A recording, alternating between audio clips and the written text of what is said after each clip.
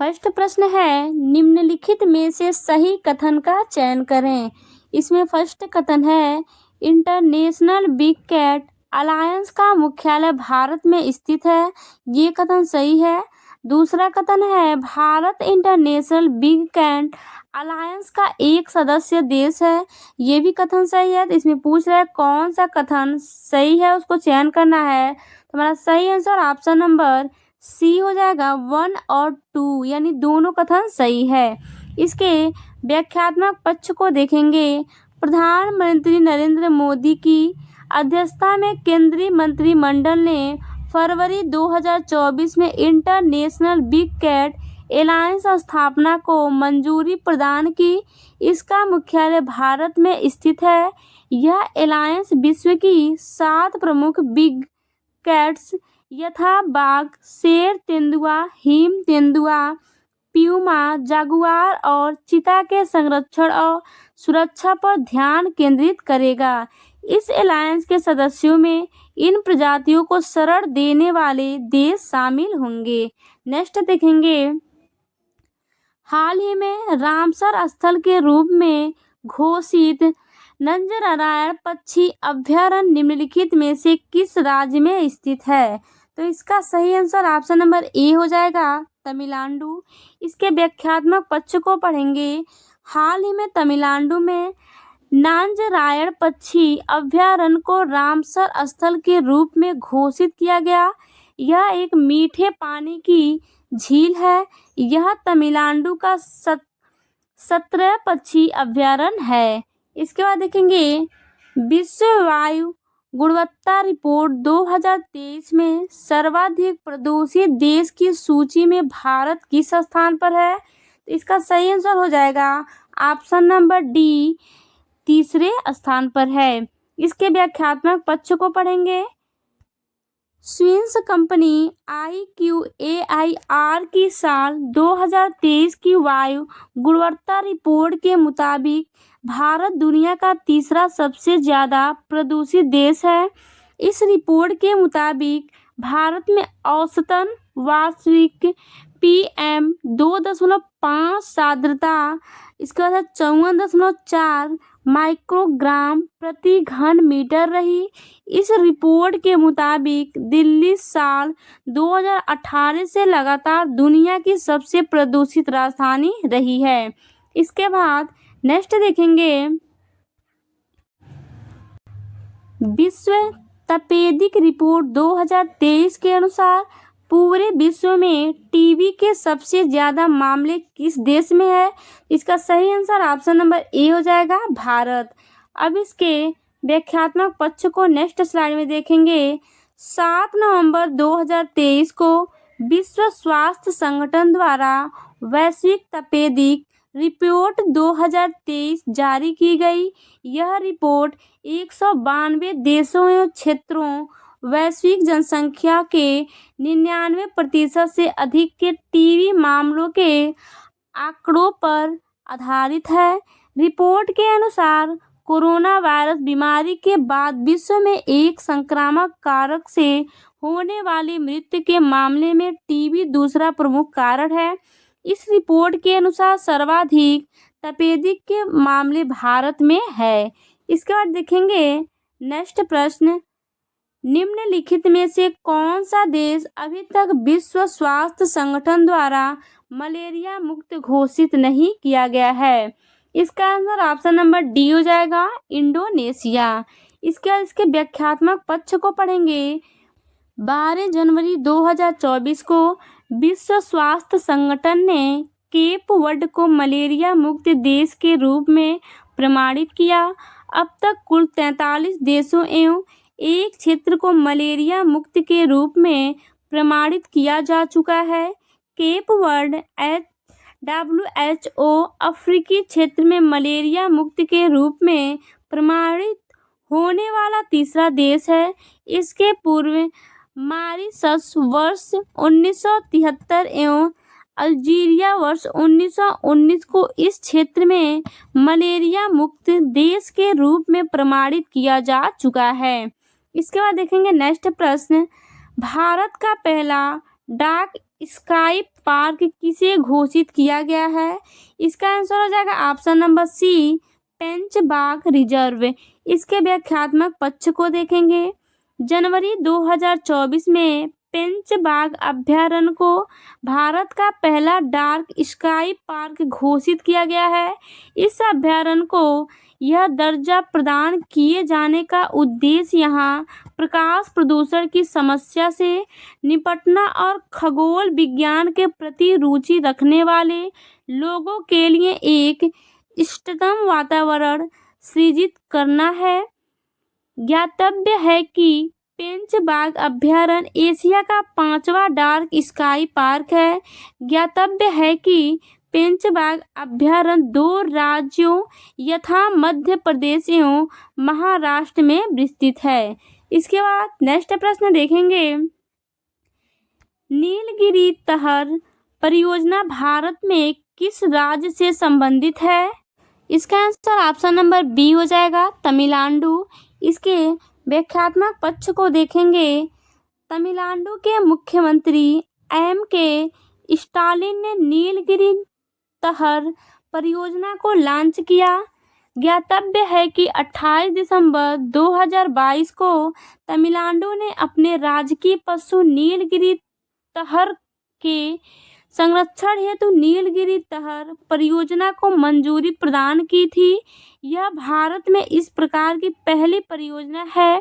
इस परियोजना को 5 वर्षों की अवधि हेतु लागू किया गया। नीलगिरी तहर पर्वतीय क्षेत्रों में पाया जाने वाला एक खुरदरा जानवर है। इसके बाद देखेंगे नेक्स्ट प्रश्न। निम्नलिखित में से गलत जोड़े का चुनाव करें। इसमें गलत जोड़े का चुनाव करना है। तो फर्स्ट है जोरावर हल्का युद्ध टैंक, ये सही है। दूसरा है मालपे और मुल्की जलपोत से, ये भी सही है। तीसरा है समुद्र प्रताप नौसेना का हेलीकॉप्टर से, ये हमारा गलत है। चौथा है गौरव लंबी दूरी का ग्लाइड बम, ये भी सही है। जिसमें कह रहा है कि गलत जोड़े का चुनाव करना है, तो हमारा सही आंसर हो जाएगा ऑप्शन नंबर सी, जो कि गलत है। इसके व्याख्यात्मक पक्ष को पढ़ेंगे। हाल ही में गोवा में पहले स्वदेश निर्मित प्रदूषण नियंत्रण पोत समुद्र प्रताप का जलावतरण संपन्न हुआ। इस पोत का नाम समुद्र प्रताप रखा गया है। ASW से SWC परियोजना के चौथे एवं 5वें पोतों मालपे और मुल्की का कोच्चि में जलावतरण किया गया। इस श्रेणी के पोतों को माहे श्रेणी के पोतों के नाम से जाना जाता है। रक्षा अनुसंधान एवं विकास संगठन ने गौरव नामक एक लंबी दूरी के ग्लाइड बम का पहला उड़ान परीक्षण सफलतापूर्वक संपन्न किया। DRDO द्वारा भारत के हल्के टैंक का विकासात्मक फील्ड फायरिंग परीक्षण प्रथम चरण सफलतापूर्वक संपन्न किया गया। भारत के इस हल्के टैंक को जोरावर नाम दिया गया है। इसके बाद नेक्स्ट प्रश्न देखेंगे। 23वें फीफा फुटबॉल विश्व कप 2026 का आयोजन कहाँ किया जाएगा? इसका आंसर ऑप्शन नंबर डी हो जाएगा, इनमें से सभी, यानी मैक्सिको, कनाडा, अमेरिका, तीनों सही होगा। अब इसके व्याख्यात्मक पक्ष को देखेंगे। 23वें फीफा फुटबॉल विश्व कप 2026 का आयोजन 3 उत्तरी अमेरिकी देशों कनाडा, मैक्सिको और संयुक्त राज्य अमेरिका में किया जाएगा। यह पहला मौका होगा जब फीफा वर्ल्ड कप 3 अलग अलग देशों में आयोजित किया जाएगा। इसके बाद नेक्स्ट देखेंगे। वर्ष 2024 में निम्नलिखित में से कौन विश्व मुक्केबाजी संघ का नया सदस्य बना है? इसका आंसर हो जाएगा ऑप्शन नंबर डी, भारत। इसके बाद इसके व्याख्यात्मक पक्ष को देखेंगे। इसमें भारतीय मुक्केबाजी महासंघ शुक्रवार को अंतर्राष्ट्रीय मुक्केबाजी संघ IBA के नाता तोड़कर विश्व मुक्केबाजी संघ का सदस्य बन गया है। विश्व मुक्केबाजी संघ WBA को पहले राष्ट्रीय मुक्केबाजी संघ NBA के नाम से जाना जाता था। यह पेशेवर मुक्केबाजी मुकाबलों को मंजूरी देने वाले 4 प्रमुख संगठनों में से एक है। बाकी 3 संगठन है विश्व मुक्केबाजी परिषद WBC, अंतर्राष्ट्रीय मुक्केबाजी महासंघ IBF, विश्व मुक्केबाजी संगठन WBO। इसके बाद देखेंगे नेक्स्ट प्रश्न, हाल ही में किस भारतीय क्रिकेटर ने टेस्ट क्रिकेट की एक पारी में 37 बार 5 विकेट लेकर शेन वार्न की बराबरी की है? इसका आंसर हो जाएगा option number B, Ravichandra Ashwini. इसके बाद देखेंगे इसके व्याख्यात्मक पक्ष को, हाल ही में टेस्ट क्रिकेट की एक पारी में 37 बार 5 विकेट लेकर रविचंद्र अश्विनी ने शेन वार्न की बराबरी की। इसके बाद नेक्स्ट देखेंगे विश्व बधिर निशानेबाजी चैंपियनशिप 2024 में सर्वाधिक पदक किस देश ने जीता?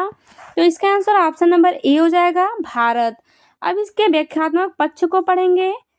विश्व बधिर निशानेबाजी चैंपियनशिप 2024 का आयोजन जर्मनी में किया गया। इसमें पदक तालिका में शीर्ष स्थान पर भारत रहा, जिसने 7 स्वर्ण, 7 रजत, 7 कांस्य सहित कुल 21 पदक जीते। इसके बाद नेक्स्ट देखेंगे, अगले ग्रीष्मकालीन ओलंपिक 2028 का आयोजन कहाँ किया जाएगा? इसका आंसर हो जाएगा ऑप्शन नंबर डी, अमेरिका। अब इसके व्याख्यात्मक पक्ष को देखेंगे। अगले ग्रीष्मकालीन ओलंपिक 2028 का आयोजन लॉस एंजिल्स शहर में अमेरिका में किया जाएगा। यह 34वां ग्रीष्मकालीन ओलंपिक होगा। हाल ही में 33वें ग्रीष्मकालीन ओलंपिक का आयोजन पेरिस, फ्रांस में किया गया। अब देखेंगे नेक्स्ट प्रश्न, दक्षिण एशिया के सबसे बड़ा गोला बारूद और मिसाइल कॉम्प्लेक्स का उद्घाटन कहाँ किया गया? इसका आंसर ऑप्शन नंबर सी हो जाएगा, कानपुर। अब इसके व्याख्यात्मक पक्ष को देखेंगे। गोला बारूद और missile manufacturing complex Uttar Pradesh के कानपुर में है। इसका उद्घाटन उत्तर प्रदेश के मुख्यमंत्री योगी आदित्यनाथ और सेना प्रमुख जनरल मनोज पांडे द्वारा किया गया। इस कॉम्प्लेक्स का निर्माण Adani defence and aerospace company ने किया। नेक्स्ट प्रश्न देखेंगे, 11 रूल्स फॉर लाइफ पुस्तक के लेखक कौन है? इसका आंसर ऑप्शन नंबर सी हो जाएगा, चेतन भगत। जो 11 रूल्स फॉर लाइफ किताब के लेखक चेतन भगत हैं। अमिताभ घोष ने हाल ही में द हंग्री टाइड नामक किताब लिखी। नेक्स्ट प्रश्न देखेंगे, हाल ही में बहुचर्चित किताब द आइडिया ऑफ डेमोक्रेसी के लेखक कौन है? इसका आंसर ऑप्शन नंबर डी हो जाएगा, सैम पित्रोदा। इसके व्याख्यात्मक पक्ष को देखेंगे।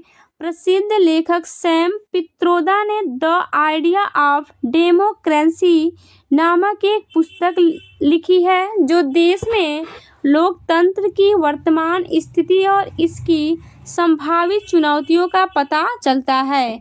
नेक्स्ट प्रश्न देखेंगे, हाल ही में किस देश का सौर एयरलाइंस का विमान दुर्घटनाग्रस्त हो गया, जिससे कई लोगों की जान चली गई? इसका आंसर ऑप्शन नंबर बी हो जाएगा, नेपाल। इसके व्याख्यात्मक पक्ष को देखेंगे। नेपाल की राजधानी काठमांडू में सौर एयरलाइंस का एक विमान उड़ान भरने के दौरान दुर्घटनाग्रस्त हो गया।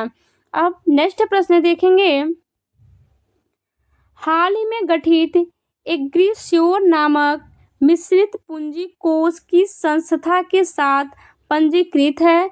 इसका आंसर ऑप्शन नंबर बी हो जाएगा, SEBI। इसके व्याख्यात्मक पक्ष को देखेंगे। हाल ही में एग्रीश्योर को कृषि व ग्रामीण स्टार्टअप इकोसिस्टम में विकास व नवाचार को बढ़ावा देने के लिए डिजाइन किया गया है। SEBI के तहत पंजीकृत श्रेणी का यह मिश्रित पूंजी कोष 750 करोड़ रुपए का है। नेक्स्ट प्रश्न देखेंगे, निम्नलिखित में से किसका संबंध भारतीय रिजर्व बैंक से नहीं है? इसका आंसर हो जाएगा ऑप्शन नंबर डी, पारिवारिक उपभोग व्यय सर्वेक्षण। इसके व्याख्यात्मक पक्ष को देखेंगे, पारिवारिक उपभोग व्यय सर्वेक्षण 2022-23 हाल ही में सांख्यिकी एवं कार्यक्रम कार्यान्वयन मंत्रालय द्वारा जारी किया गया। इसका आयोजन प्रत्येक 5 वर्ष में NSSO द्वारा किया जाता है। नेक्स्ट प्रश्न देखेंगे, निम्नलिखित में से सही कथन का चयन करें। इसमें फर्स्ट कथन है, फोर्थ ग्लोबल री इन्वेस्ट समिट का आयोजन भारत मंडप नई दिल्ली में हुआ। ये कथन गलत है। दूसरा कथन है, फोर्थ ग्लोबल री इन्वेस्ट समिट की थीम निवेश, नवाचार व प्रेरणा थी। ये कथन सही है। तो पूछ रहा है कि कौन सा कथन सही है, उसको चयन करें। तो हमारा सही आंसर ऑप्शन नंबर बी हो जाएगा, केवल 2। इसके व्याख्यात्मक पक्ष को देखेंगे, फोर्थ ग्लोबल री इन्वेस्ट समिट का आयोजन भारत मंडप नई दिल्ली में नहीं बल्कि गांधीनगर गुजरात में हुआ। फोर्थ ग्लोबल री इन्वेस्ट समिट की थीम निवेश, नवाचार व प्रेरणा थी। इसका उद्घाटन नरेंद्र मोदी द्वारा किया गया। फोर्थ ग्लोबल री इन्वेस्ट समिट का आयोजन नवीन एवं नवीकरणीय ऊर्जा मंत्रालय द्वारा किया गया। इसके बाद नेक्स्ट प्रश्न देखेंगे, world trade statistical review 2023 report के अनुसार 2022 में शीर्ष निर्यातक व आयातक देश क्रमशः कौन रहा? इसका आंसर ऑप्शन नंबर बी हो जाएगा, चीन, अमेरिका। इसके व्याख्यात्मक पक्ष को देखेंगे, वर्ल्ड ट्रेड स्टैटिस्टिकल रिव्यू 2023 विश्व व्यापार संगठन द्वारा जारी किया गया अनुसार 2022 में शीर्ष निर्यात व आयातक देश क्रमशः चीन व अमेरिका है। इस रिपोर्ट में आयातक में भारत को 18वां तथा निर्यात में 9वां स्थान मिला है। इसके बाद नेक्स्ट देखेंगे, हाल ही में कौन सा देश चीन को पीछे छोड़ते हुए भारत का चौथा सबसे बड़ा निर्यात गंतव्य बना? इसका सही आंसर ऑप्शन नंबर बी हो जाएगा, यूके। इसके व्याख्यात्मक पक्ष को पढ़ेंगे, जून 2024 में वाणिज्य एवं उद्योग मंत्रालय भारत सरकार द्वारा जारी आंकड़ों के अनुसार मई 2024 में यूनाइटेड किंगडम चीन को पीछे छोड़ते हुए भारत का चौथा सबसे बड़ा निर्यात गंतव्य हो गया। भारत का सबसे बड़ा निर्यात गंतव्य यूएसए है तथा दूसरे स्थान पर यूनाइटेड अरब अमीरात है। नेक्स्ट देखेंगे, हाल ही में उत्तर प्रदेश के थारू एम्ब्रॉयडरी को जीआई टैग प्रदान किया गया। यह किस जिले से संबंधित है? इसका आंसर ऑप्शन नंबर ए हो जाएगा, लखीमपुर खीरी। इसका व्याख्यात्मक पक्ष को देखेंगे, अप्रैल 2024 में उत्तर प्रदेश के उत्पादों को भौगोलिक संकेतक प्रदान किया गया, जिसमें बनारस की तिरंगा बर्फी और मेटल कास्टिंग क्राफ्ट तथा लखीमपुर की थारू एम्ब्रॉयडरी, बरेली का केन एवं बम्पू क्राफ्ट एवं जरदोजी क्राफ्ट तथा पिलखुआ यानी हापुड़ का हैंड ब्लॉक प्रिंट शामिल है। नेक्स्ट देखेंगे, निम्नलिखित में से सही कथन का चयन करें। इसमें सही कथन का चयन करना है तो फर्स्ट कथन है, energy statistic India 2024 report NITI Aayog द्वारा जारी किया गया। ये कथन गलत है। दूसरा कथन है, इस रिपोर्ट के अनुसार भारत में सर्वाधिक कोयला भंडार छत्तीसगढ़ में है। ये भी कथन गलत है। तो हमारा सही आंसर हो जाएगा ऑप्शन नंबर डी, इनमें से कोई नहीं है जो सही कथन है। तो सही हो जाएगा ऑप्शन डी। अब हम लोग इसके व्याख्यात्मक पक्ष को पढ़ेंगे। Energy static India 2024 report NITI Aayog द्वारा नहीं बल्कि सांख्यिकी एवं कार्यक्रम कार्यान्वयन मंत्रालय द्वारा जारी किया गया। इस रिपोर्ट के अनुसार भारत में सर्वाधिक कोयला भंडार उड़ीसा में है। इस झारखंड व छत्तीसगढ़ क्रमशः दूसरे व तीसरे स्थान पर है।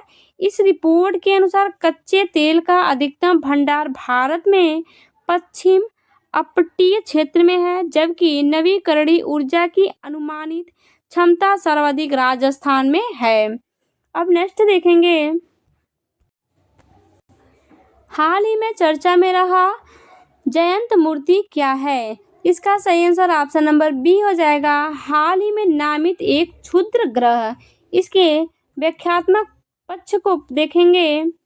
हाल ही में अंतर्राष्ट्रीय खगोलीय संघ द्वारा प्रोफेसर जयंत मूर्ति के नाम पर एक क्षुद्र ग्रह का नामकरण करने की घोषणा की गई। 2005 एग्जाम्पल में है 296 नामक क्षुद्र ग्रह को जयंत मूर्ति नाम दिया गया, जिसकी खोज 2005 में की गई थी। यह मंगल और बृहस्पति के मध्य स्थित है। नेक्स्ट देखेंगे, हाल ही में चर्चा में रहा कलाम 250 किससे संबंधित है। इसका सही आंसर ऑप्शन नंबर सी हो जाएगा, विक्रम फर्स्ट प्रक्षेपण यान के द्वितीय चरण से। इसके व्याख्यात्मक पक्ष को देखेंगे। हाल ही में Skyroot Aerospace Private Limited द्वारा विक्रम फर्स्ट प्रक्षेपण यान के द्वितीय चरण का सफल परीक्षण आंध्र प्रदेश के श्रीहरिकोटा स्थित सतीश धवन अंतरिक्ष केंद्र से किया गया। इस प्रक्षेपण यान के द्वितीय चरण को कलाम 250 नाम दिया गया है। विक्रम फर्स्ट एक वाणिज्यिक प्रक्षेपण यान है। अब नेक्स्ट देखेंगे, निम्नलिखित में से सही कथन का चयन करें। इसमें फर्स्ट कथन है 1 जनवरी 2024 को इसरो द्वारा एक्सपोसेट उपग्रह को प्रक्षेपित किया गया। ये कथन सही है। दूसरा कथन है इसे PSLV C57 द्वारा प्रक्षेपित किया गया था। ये कथन गलत है। तो हमारा सही आंसर ऑप्शन नंबर ए हो जाएगा, केवल 1। इसके बाद इसके व्याख्यात्मक पक्ष को देखेंगे। 1 जनवरी 2024 को इसरो द्वारा एक्सपोसेट उपग्रह को प्रक्षेपित किया गया। इसे PSLV C57 नहीं बल्कि PSLV C58 द्वारा प्रक्षेपित किया गया था। XPOSAT का पूर्ण रूप है एक्सरे ध्रुवमापी उपग्रह। यह इसरो का पहला ऐसा वैज्ञानिक उपग्रह है जो खगोलीय स्रोतों के एक्सरे उत्सर्जन के अंतरिक्ष आधारित ध्रुवीकरण मापन से संबंधित है। इसके बाद नेक्स्ट देखेंगे, हाल ही में चर्चा में रहा लूना 25 किस देश का एक चंद्र लैंडर मिशन था। इसका आंसर ऑप्शन नंबर डी हो जाएगा, रूस। इसके व्याख्यात्मक पक्ष को देखेंगे। लूना 25 रूस का चंद्र लैंडर मिशन था। यह विगत 47 वर्षों में रूस द्वारा चंद्रमा की सतह पर लैंड करने के उद्देश्य से प्रक्षेपित प्रथम चंद्र मिशन था, लेकिन इसका संपर्क नियंत्रण केंद्र से टूट जाने के कारण यह मिशन चंद्रमा की सतह से टकराकर नष्ट हो गया। इसका नेक्स्ट देखेंगे, किस देश के शोधकर्ताओं ने आईसोल्ट नामक एक सुपर MRI स्कैनर का निर्माण किया है। इसका सही आंसर ऑप्शन नंबर बी हो जाएगा, फ्रांस। इसके व्याख्यात्मक पक्ष को देखेंगे। अप्रैल 2024 में विश्व के सर्वाधिक शक्तिशाली MRI स्कैनर आईसोल्ट ने मानव मस्तिष्क की पहली तस्वीर प्रदान की है।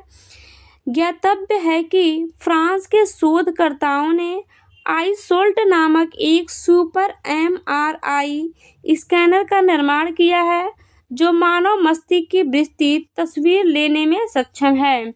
इसके बाद नेक्स्ट देखेंगे, हाल ही में भारत में चांदीपुरा विषाणु के संक्रमण के मामलों की पुष्टि की गई। इससे संबंधित सही कथन का चयन करें। इसमें आंसर हो जाएगा ऑप्शन नंबर डी, इनमें से कोई नहीं। यानी जो फर्स्ट है यह मुख्यतः चूहों द्वारा प्रसारित होता है, तो ये हमारा गलत है। दो है यह अधिकतर 15 वर्ष से ऊपर के लोगों को प्रभावित करता है, ये भी गलत है। तो सही हो जाएगा ऑप्शन नंबर डी, इनमें से कोई नहीं। इसके व्याख्यात्मक पक्ष को पढ़ेंगे। हाल ही में भारत में चांदीपुरा विषाणु के 64 संक्रमण के मामलों की पुष्टि की गई। यह वायरस भारत में स्थानीय है और रबडोविरिडेल परिवार का सदस्य है। यह मुख्यतः मक्खियों, मच्छरों तथा कीली जैसे रोगवाहकों द्वारा फैलता है। यह अधिकतर 15 वर्ष से ऊपर नहीं बल्कि इससे कम उम्र के लोगों को प्रभावित करता है। नेक्स्ट देखेंगे, नेक्स्ट स्लाइड पे डेंगीयाल नामक डेंगू का स्वदेशी टीका किसके द्वारा विकसित किया गया है? इसका आंसर ऑप्शन नंबर सी हो जाएगा, पैनेसिया बायोटेक। इसके व्याख्यात्मक पक्ष को पढ़ेंगे। 14 अगस्त 2024 को भारत में पहली बार डेंगू के किसी टीके के तीसरे चरण के नैदानिक परीक्षणों के शुभ आरंभ की घोषणा की गई। यह घोषणा भारतीय चिकित्सा अनुसंधान परिषद और पैनेसिया बायोटेक द्वारा की गई। इन ऐतिहासिक परीक्षणों के तहत भारत के स्वदेशी टेट्रावैलेंट डेंगू टीके की प्रभावकारिता का मूल्यांकन किया जाएगा। डेंगीयाल नामक इस स्वदेशी डेंगू टीके का विकास पैनेसिया बायोटेक द्वारा किया गया है। इसके बाद नेक्स्ट देखेंगे। हाल ही में जारी इंडिया टीबी रिपोर्ट 2024 के अनुसार भारत में प्रति लाख जनसंख्या में कितने टीबी के मामले हैं? इसका आंसर ऑप्शन नंबर डी हो जाएगा, 199। इसके व्याख्यात्मक पक्ष को पढ़ेंगे। मार्च 2024 में केंद्रीय स्वास्थ्य एवं परिवार कल्याण मंत्रालय द्वारा इंडिया टीबी रिपोर्ट 2024 जारी की गई।